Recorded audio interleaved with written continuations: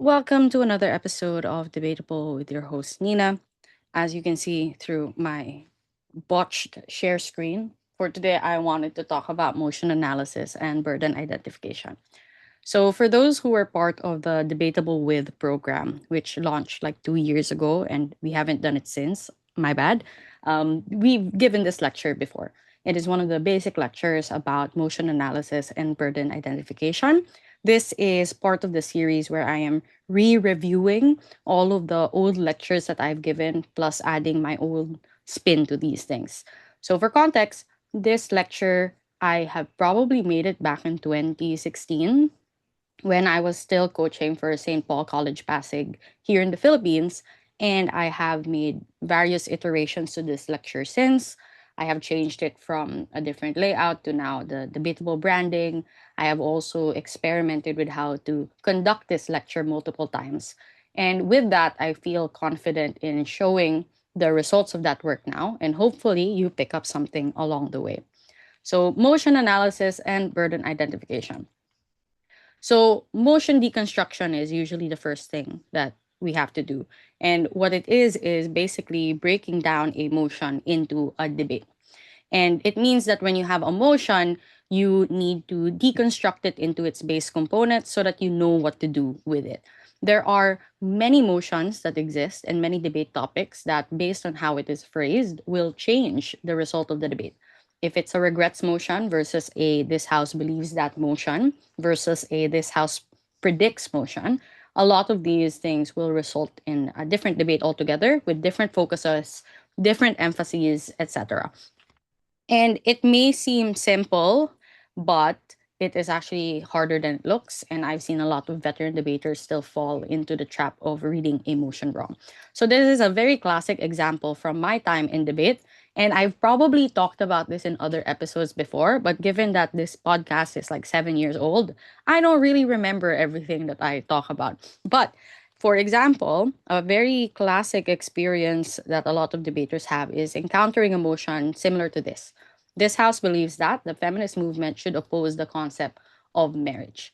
And what happens in these debates usually is people fixate on the word marriage and they start talking about the merits of marriage, the harms that it brings. And while that is a valid angle, a lot of people forget that this debate ultimately is about the feminist movement. So, for instance, some debaters only focus on whether marriage is good or bad, but they forget altogether that they have to be proving why the feminist movement should be the one against the marriage, regardless of whether marriage is good or bad.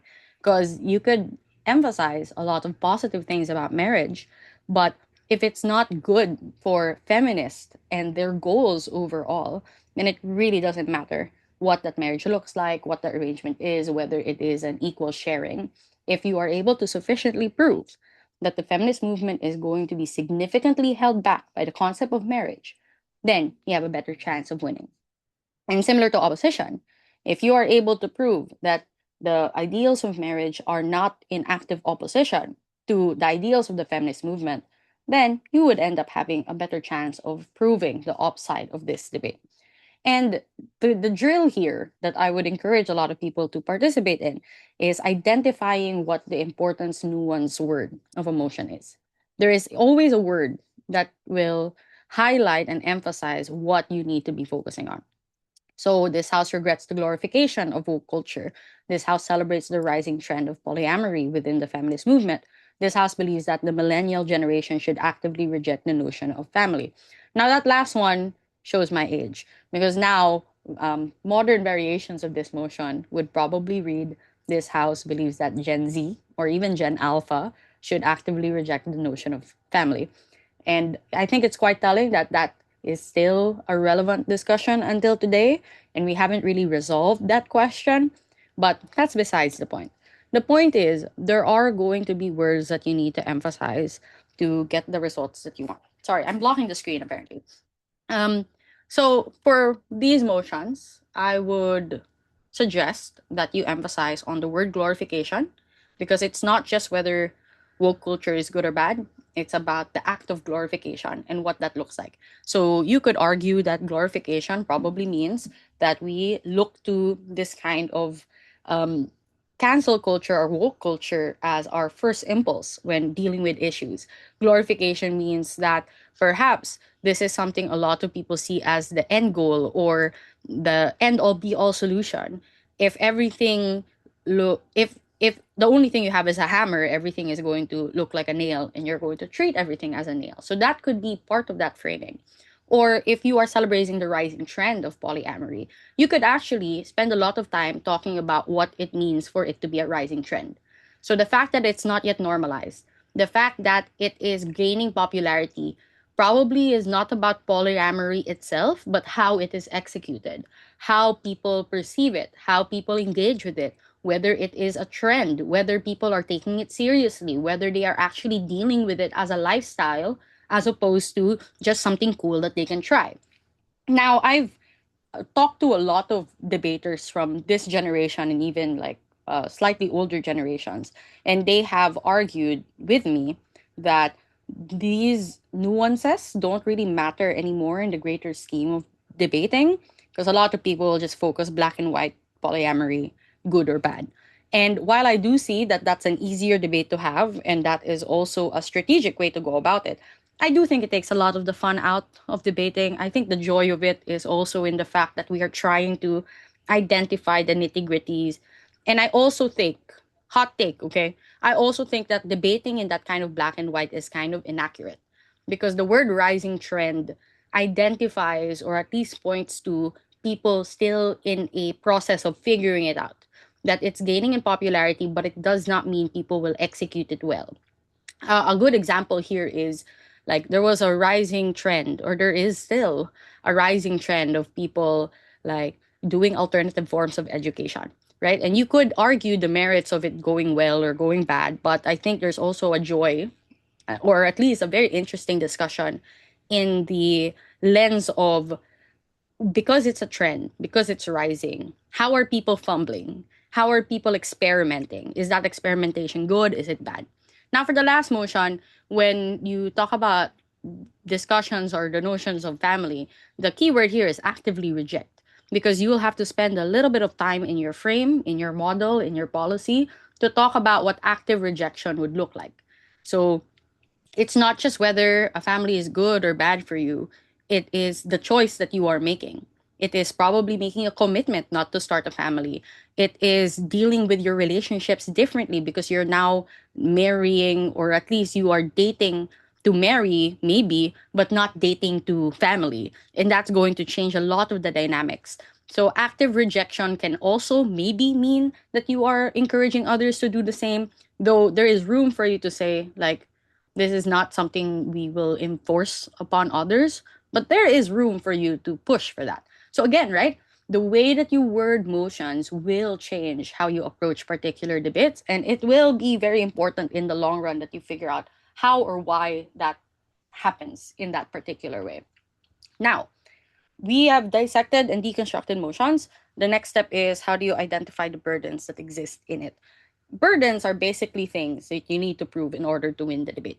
And there is now, like a lot of material that exists online and offline about this, but the concept of burden of proof is not unique to debate.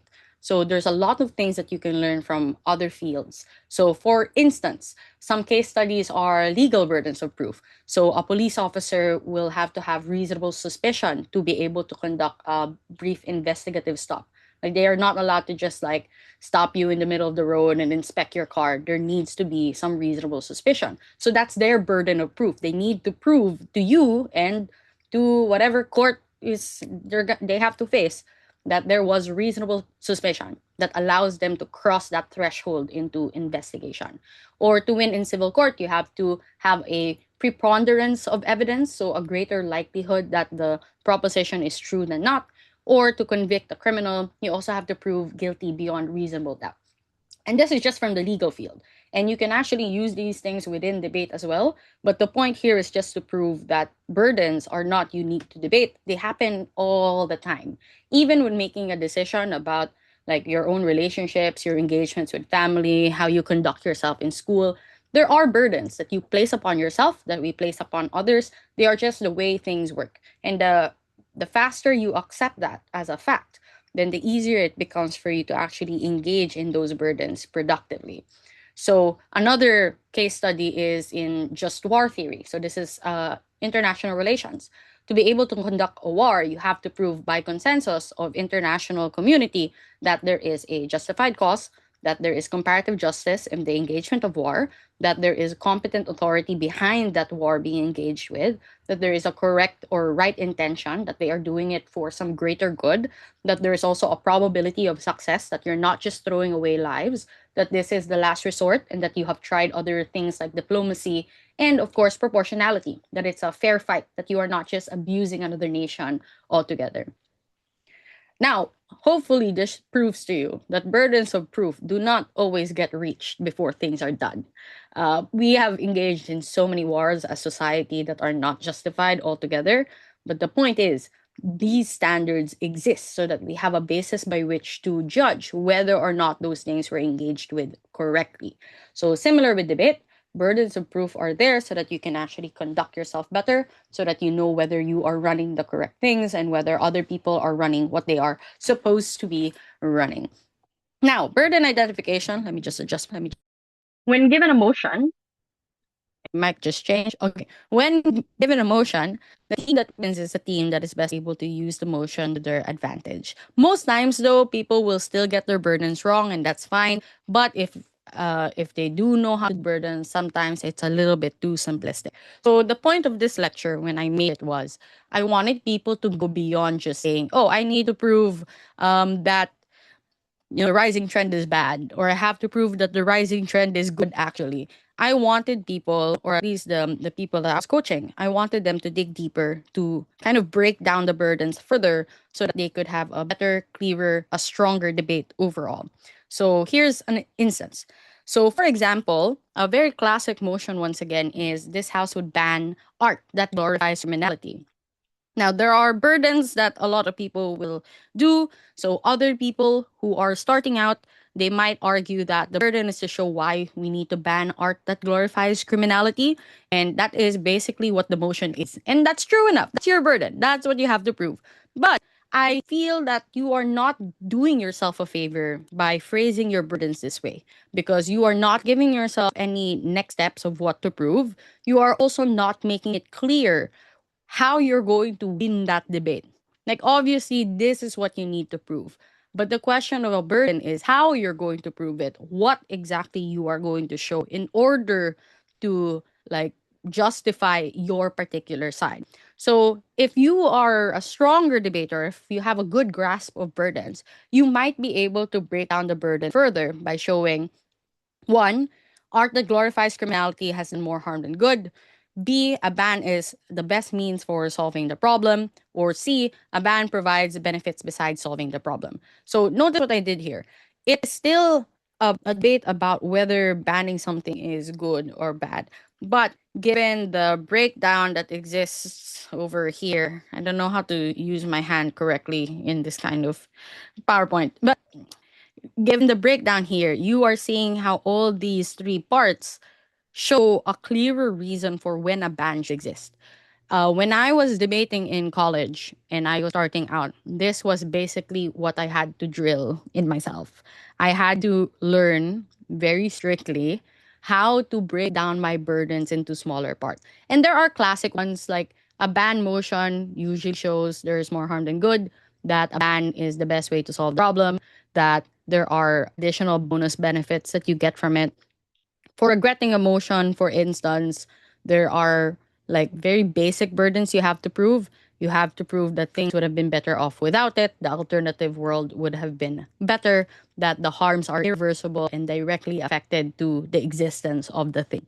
So a lot of motions will have their own unique burdens, but of course, don't just rely on those simplistic, generalized versions of sub burdens. I would still encourage you to look into the motion itself and to break it down based on the motion and what it is specifically asking in that case. So you could even go further. And this is what I wanted to show. Because now that you have your sub burdens, you have to break those down even further. And that really guides you in how you're building your argument in the long run. So, art that glorifies criminality has done more harms than good. To show that, you can probably talk about how the harms are inherent to the thing itself, how the harms are irreversible, and then how the harms are widespread. If you are showing that a ban is the best way to solve the problem, you also have to point out that safeguards are not enough, that no matter how we try to make policies to fix it, that it will never deal with the core issue. You can also show that alternatives have failed, but then you also have to show that the ban itself is going to be the most effective means. I think a lot of mistake people do with ban motions is that they analyze based on what the motion is asking of them, and then they just start criticizing and bashing the thing itself, right? Like smoking is bad and it should be banned because smoking ruins your health, etc., etc. But that's not the question. The question of the motion is, given all those harms, why ban it? Why is it not enough to regulate? Why do we have to go to such extreme? And that is when you truly accept the burden of the motion and take it upon yourself to prove to that extent. The last one, again with a ban motion, this is just like a bonus, but it's still good to have. You have to show that the act of banning will benefit society outside of just solving the problem, right? So you don't want to win by solving the problem that's in front of you. You want to go the extra mile by giving a little bit of flourish here and there to add more things to that discussion. So maybe you can talk about how it benefits art. Maybe you can talk about how it benefits society. Maybe you can talk about other things that will prop up in the absence of the thing that you are banning. So when you ban something, inevitably, with most things that get banned in society, something else will take its place. And if you're up, you could argue that the thing that would take its place is going to be worse. But on prop, you could argue that the alternative that will emerge from this ban will be something much better. So, for instance, in the classic motion about smoking, a lot of people have started to argue that in the act of smoking, worse vices have just propped up. Like people who are not able to satiate their need for this kind of nicotine or this dopamine hit will result in finding it elsewhere. And there have been studies, for instance, that people have turned to drug use, that people have turned to gambling, whatever. Whether or not that is true will vary depending on how you're able to prove it. But that's just a possible angle that you can take. You can also prove that the act of banning itself, if you're an op, right, will result into worse things taking its place. This is more long-term thinking, but I would encourage you start operating your case builds in that way so that you can look further ahead. And outside of debate, this is also a useful trick to have. When you are making a decision now, you also have to ask yourself whether that decision will hold true in the long run. That there are immediate harm that you're trying to resolve, but if things will snowball into worse things in the future, you might want to take a step back and reassess that decision that you are making. So if you are up though, you just do everything in reverse. So you have to prove that it's not harmful, that it's not inherent, it's not an irreversible harm, it's not widespread. You have to prove that safeguards are enough, that the ban will be ineffective. You can also prove it will not benefit art, it will not benefit society. So burdens as a skill and finding burdens is actually useful because it gives you like a shortcut to a lot of things. And as much as I am against shortcuts in general, and I don't think that's a great way to learn it, it's a very useful first step to take, especially if you are beginning. If you really don't know what to do, there are certain motions that come to me that I know nothing about. As much as I try to read up on IR and economics and all that, there are inevitably going to be topics that I have zero knowledge on. Which is a problem and skill issue. I know I should be reading more. But in general, leaning back on these core skills and the ability to break down emotion into its core components can help you a lot, especially if there's nothing else that you can do at that moment. Like if you can't research, right, and you're not allowed to research in most tournaments, don't use AI in most tournaments. But if you are pushed to a corner, these core still these core skills will come in handy. So you probably have noticed by now, with all the breaking down of the motion, that burdens are also just answers to issues. So if you are able to identify your burdens correctly, you will already likely know what the issues of the debate will be.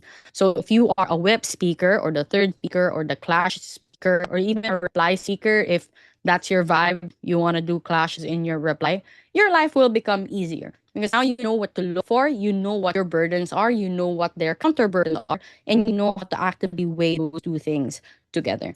So if you have to rephrase it in the way of issues for the ban motions, your question will become, do the harms really outweigh the benefits? Does the ban really become the best method to solve this? Where do we best actually benefit society as a whole? So hopefully these things prove or show to you that different ways. Oh, hopefully this shows to you that different ways of approaching a debate will come in handy because they are multi tools. They are things that you can repackage into different ways. You can utilize them in however you see fit. Um, There are also guidelines for your arguments. So that means if you identify your burdens correctly, you will end up with an organized checklist of what you need to argue and what you need to prove per argument. So if your first burden is about the harms being larger than the benefit, then you need to prove that it harms how criminality is perceived. And you will know that under that argument, you will need to prove that the harms are inherent, the harms are irreversible, and the harms are widespread. And of course, don't just stop there. You can have those three layers, but you can also break them up. If that is like three separate arguments that you want to run, go ahead. Do I think it's a good idea? Not necessarily. You have like very limited time, use it wisely. But still, this is a good guideline to use if you are pushed to a corner and you don't have enough structural reasons to lean on. And now the question is, how do we do it? Now that you have your burdens, or at least now that you know what to look for in burdens, how do you consistently execute it so that you have these burdens all the time? And it will come naturally eventually. But to start off, I recommend a mind map method. This is also my flow charting. If you've listened to the episode like a few episodes back, I'm not sure when I posted it. I'm not even sure when I'm gonna post this one. But if you look back into my catalog, I have something about mind mapping and something about flow charting. So you break up an idea into smaller ideas and you use it as like a guideline of where to go next. So when do we ban something? Right? When things cause more harm than good, when they are effective, when they are beneficial, and then you break those down further. Now you have to prove that they are inherent, irreversible, widespread. You also have to prove alternatives are not working, that the ban will be efficient, that the ban will also be widespread. If you're talking about how it benefits society, you can talk about how it might send a message. Like the ban is a very clear message of something being bad or something being like looked down upon by society, for lack of a better term. It also prevents future harms. It allows for other things to take its place, like I mentioned earlier in the other slide. So when you keep doing this, you're going to keep going and your ideas will be fleshed out even more. I don't actually write like this when I'm doing my speech. There are some instances where arrows naturally emerge in my prep cases, but I can do this in my head already. But that's because I've had years of practice. When you're starting out, it might be a good idea to just have a paper laid out and then try to write all of these down. It also looks really pretty when you do it correctly, and it allows you to identify when a lot of things overlap. So, admittedly, right, there is two times that I've written widespread. But I know very clearly that I'm not going to mix those two up because I'm talking about the harm being widespread in the first thing. And the second thing is about how the benefit becomes widespread. And if I don't like that kind of overlap, maybe I can take those two things apart and then create like a third category altogether where I talk about like widespread effects and then I talk about the positive and negative. So having these components allows you to switch things around, allows you to reorganize clearer. But again, if you don't want to rely on this method, that's fine. As long as you know the idea behind it and the principles behind how this works, you're going to get that outcome regardless. So, final tips. This is going to be a very short episode. Again, this was like a PowerPoint that usually happens before we do practices and drills. So, I just wanted to share it. But you have to read. There are so many debates that are just using the same burdens over and over again. That's why eventually I've created myself a little shortcut for ban motions, for regrets motions, for motions about preference, for motions about proving rising trends. And eventually you will have your own database. And I don't recommend necessarily picking up someone else's, because you might have a better idea. My ideas might be very outdated. So I recommend you create your own mind mapping to figure it out. It also takes a lot of practice. So it might take a while for you to master it, but once you do, it will make life easier. So I really recommend that every time, just look at the motion, figure out what the core word is or the nuance word is, and then build from there. And of course, you need to learn how to speed up. Identifying a burden should take two 2 minutes perhaps of your preparation time, and then you have to upload that with your partner or like convene with your partner so that you can align on what the things you are going to prove are. And once you can do that, it will become automatic. But here's a warning: don't do it so automatic that you immediately assume that you and your partner are on the same page. I still recommend writing it down. I still recommend clarifying it because you never know. Their burdens or their identification of the burden might be different from yours. And you don't want that to happen, especially mid debate. So the best case scenario is if you have different burdens, they are compatible with each other, and then you just have like a mega list of burdens and you are able to streamline it. But in the worst case, if you are not aligned and you are running the debate very differently from each other, there ends up being tension within your own case. So I'd recommend being very, very careful about that. So anyway, that's the episode for today. I have somewhere to be. I just decided that I gave this lecture earlier and I figured why not share it to more people. I think it will be useful. Again, very old lecture. Hopefully you are able to pick something up from it. Hopefully you are able to remix it into your own training regimen. And if not, I at least hope that you were entertained by the whole thing. And that's it. I will see you in the next episode. Bye bye. How do I end the recording here? Okay, bye bye.